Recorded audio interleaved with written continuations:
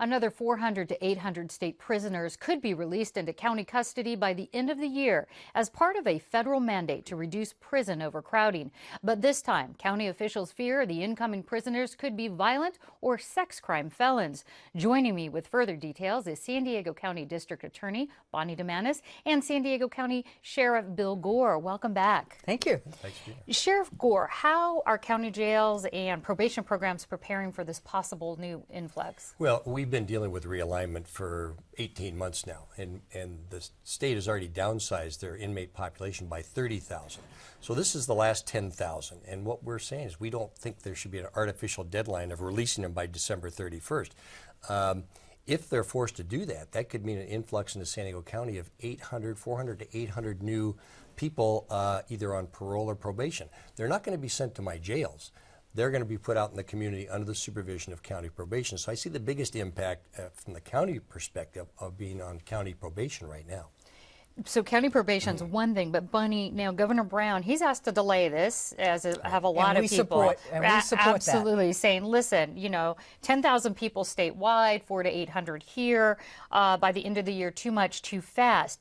But if he's unsuccessful, if this truly goes forward, what kind of impact will it have on our courts and other systems, like our medical system, things like that? A huge impact. We are already having to add 2 attorneys. Public defender's going to have to add, and the court's already been drained of their resources. So it's stressing the system, on an arbitrary date when we're already stressed. Right, sequestration cut quite a few court. Well, it's a state. State. That's absolutely true. The state true. was cut by a huge percentage, and they closed down 10 courts. So it's going to cause a lot of problems in terms of public safety from our perspective, because people will be on the streets that are unsafe. And Sheriff Gore, now realignment was supposed to be, and originally was for nonviolent criminals, as they told us. But now, why may not that? How come that couldn't be the case this time? The Supreme Court ordered the downsizing by 40,000 inmates.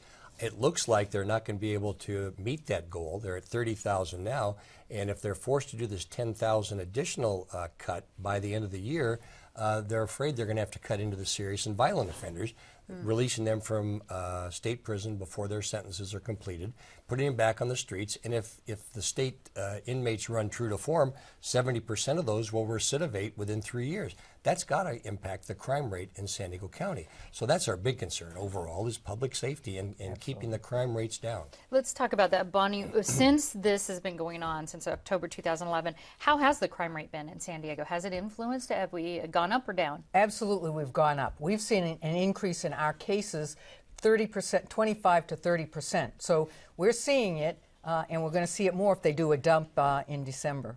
Yeah, and I'm sure if there are some things, though, even though it's the term dump has come up, that you're just dumping this on us and we have to handle it.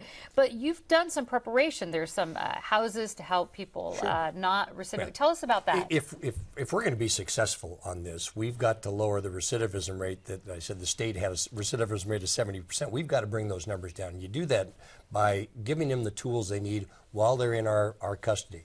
Our inmates, we have 1,600 inmates now of the realigned population, and we're going to have those for longer periods of time. To me, it's a wasted opportunity if we don't get them the resources they need to hopefully be successful when they get out. And I say resources, substance abuse programs, anger management, literacy programs, so when they leave our institutions, which 95% of the people who go to jail and prison are coming back to our communities. So to me, it just makes common sense to try to give these people the tools they need to go out and be successful.